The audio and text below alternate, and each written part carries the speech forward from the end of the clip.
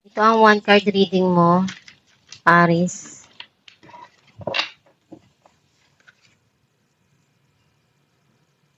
Ilang beses kang nasaktan, nadapa, lalaban ka pa rin, hindi ka basta-basta magpapatalo. And natuto ka na, hindi ka na basta-basta magtitiwala doon sa mga taong nakasakit sa'yo. Clarify natin ang 9 of Wands, King of Wands, and 6 of Pentacles. Nakita ko na andun yung may darating na blessing na pinaghirapan mo. Some of you, andun yung passion mo. Kahit ano yung mangyari sa buhay mo, gagawin mo yung makakaya mo para magtagumpay at makuha mo kung ano yung gusto mo sa buhay. Kung ano yung sa tingin mo, magiging masaya ka.